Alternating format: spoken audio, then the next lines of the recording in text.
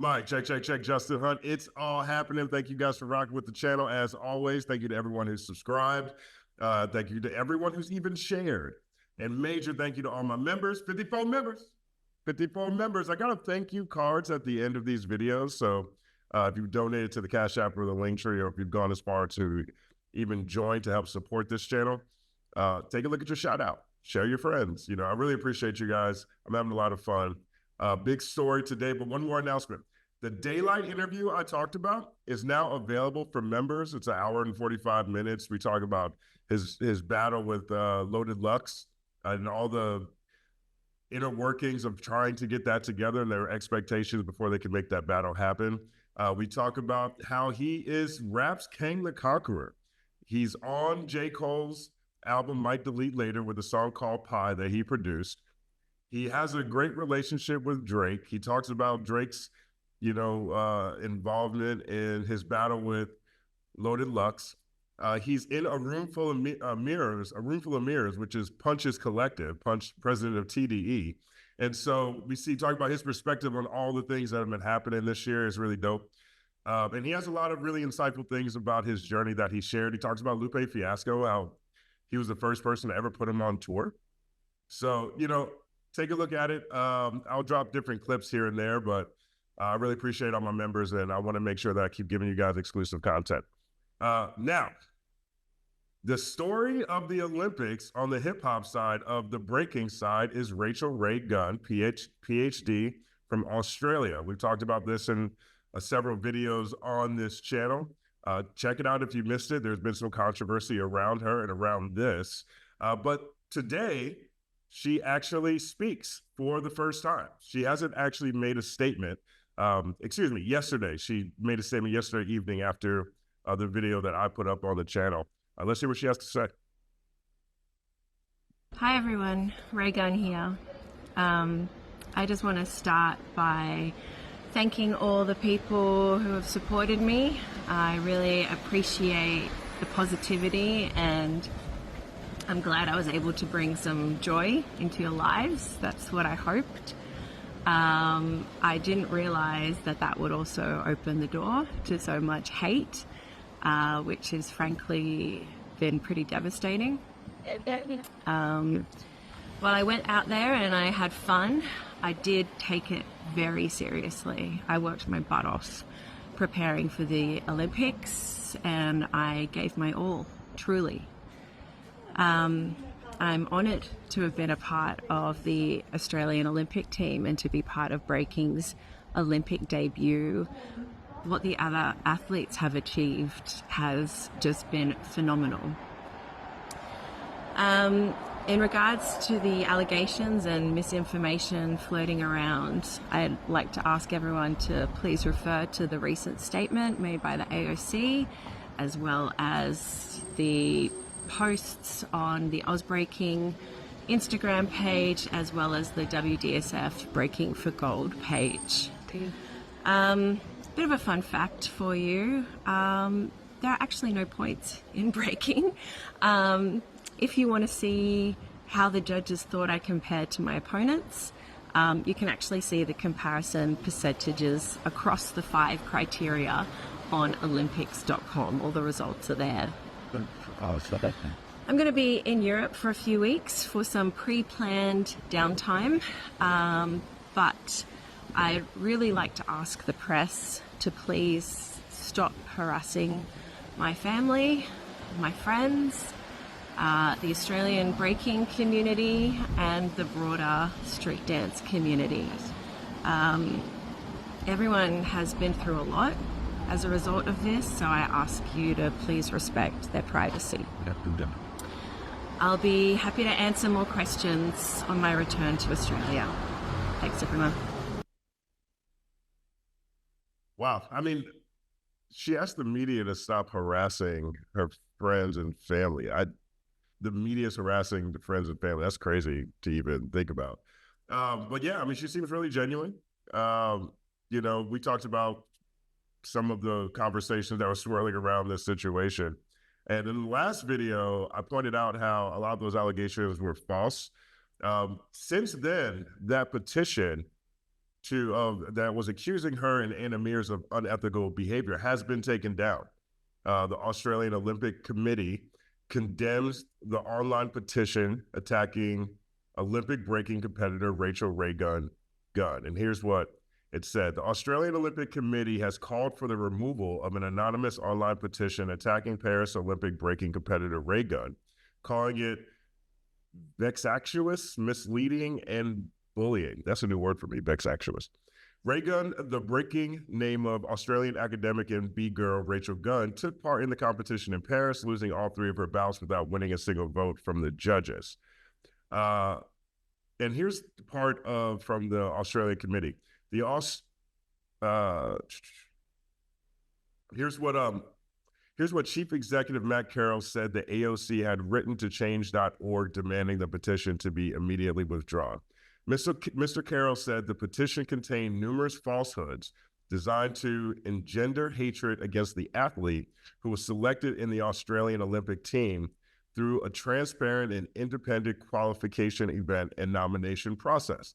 The Australian team, chef de mission, played no role in the qualification events nor the nomination of athletes to the AOC selection committee, of which the chef and I are members. It is disgraceful that these falsehoods concocted by an anonymous person can be published in this way. It amounts to bullying and harassment and is defamatory.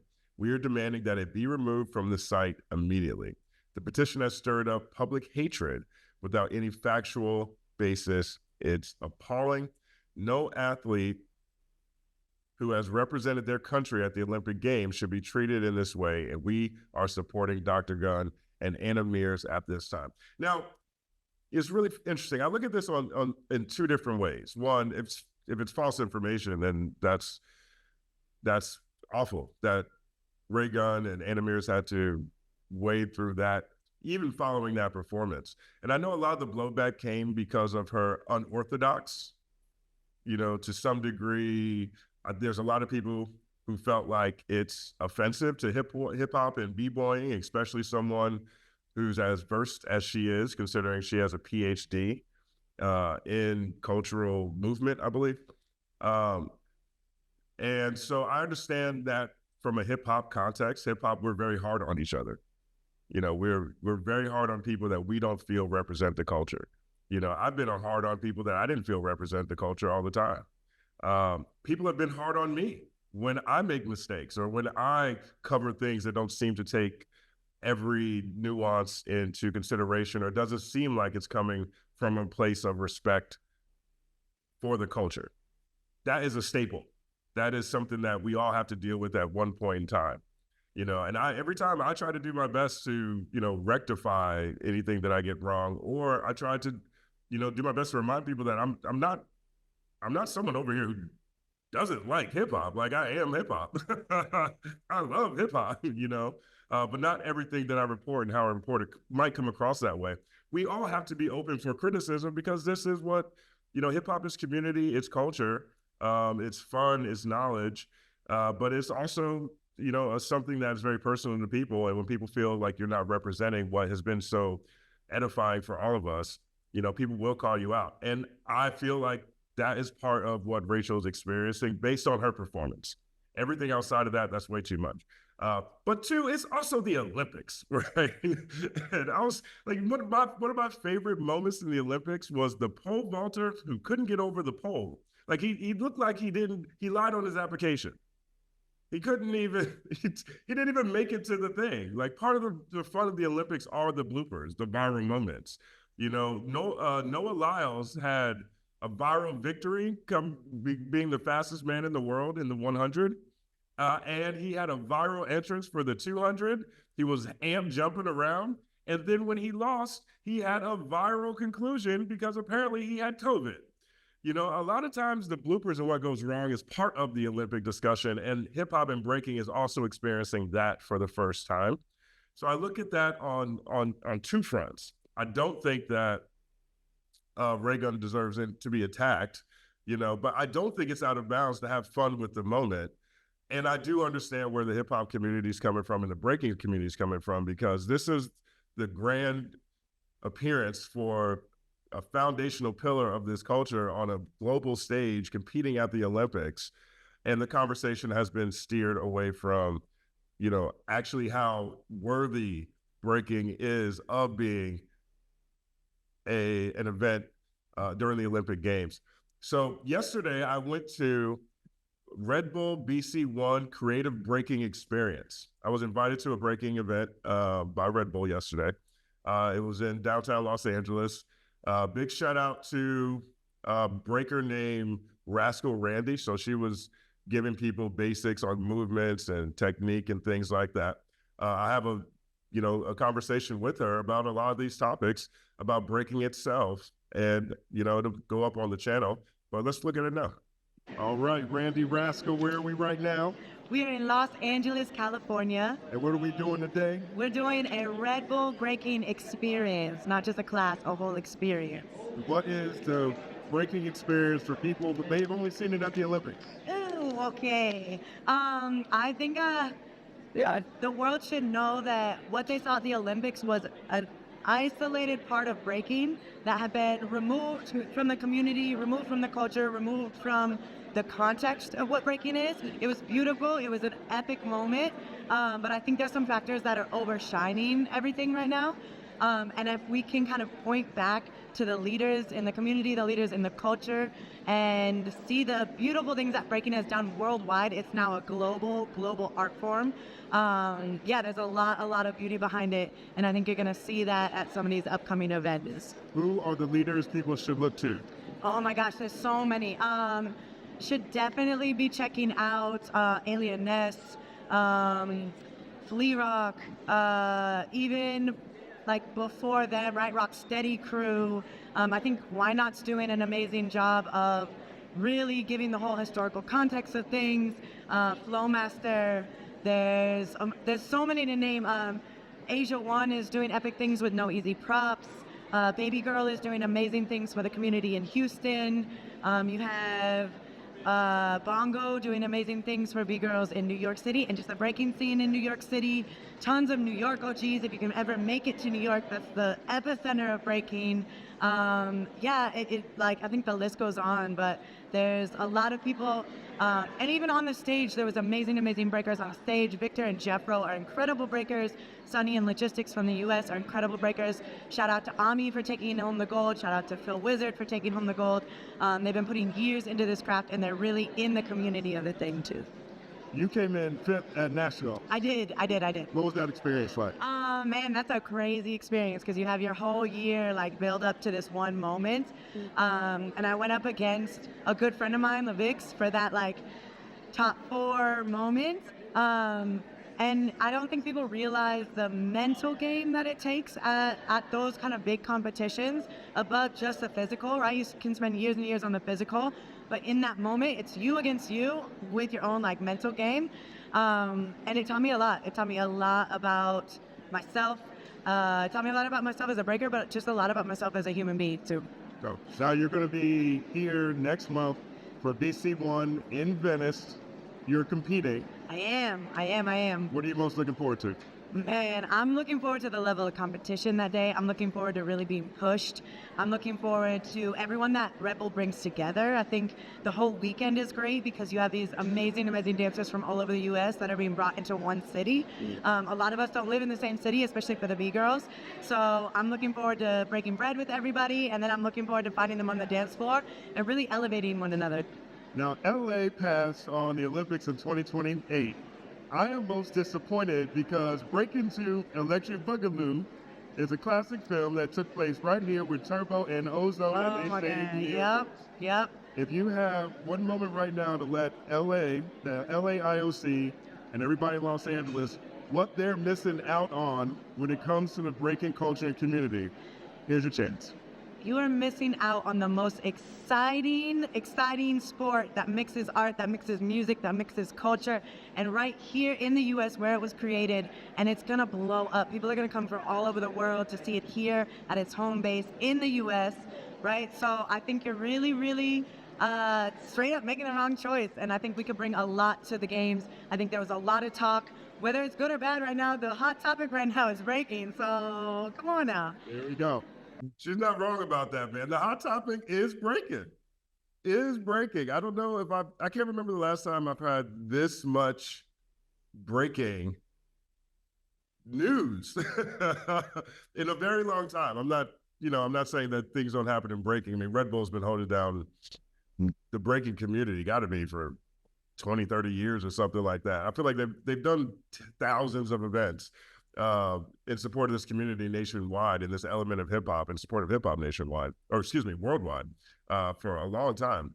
But she's right about that. It is a big topic of discussion, whether that's good or bad. And so, quick announcement: Red Bull BC 1. I got a press release. It's taking place next month in Venice. As a breakout hit at the Paris Games, breaking captured the spotlight like never before. For those who want more of the action, Red Bull announces the return of the world's largest and most prestigious one-on-one breaking competition, Red Bull BC 1, to the US.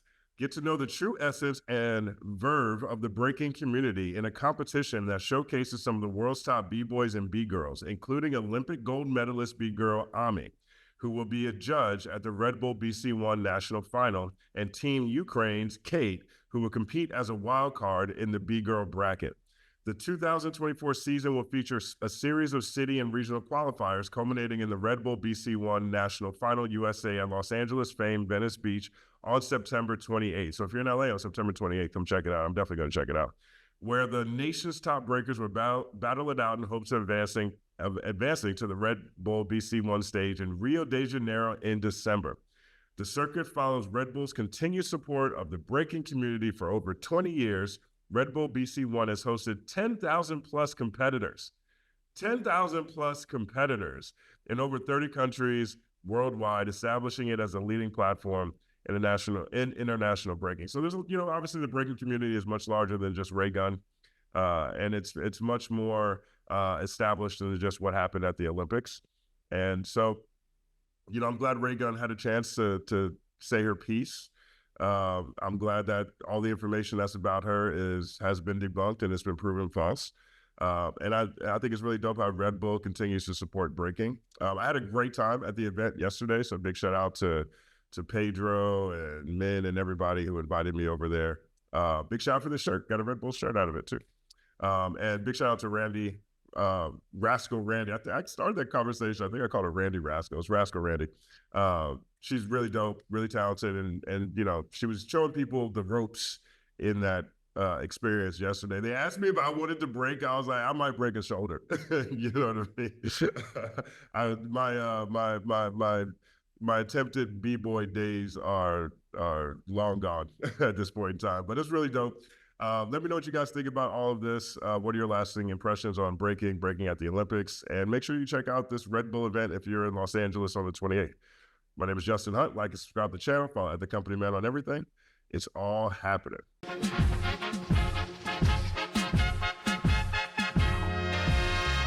Justin Hunt is here, it's all happening. Justin Hunt is here, it's all happening. The mathematical breakdown of this mighty game of rap we in. It's boom bapping. Systematical culture views us radical, it's all happening. Shaking hands and dapping it. Life through the lens of hip hop, from trip hop to yes, y'all, you don't stop, you don't stop. Justin Hunt is here, it's all happening. It's all happening, yes, it's all happening. Justin Hunt is here, it's all happening. It's all happening, yes, it's all happening.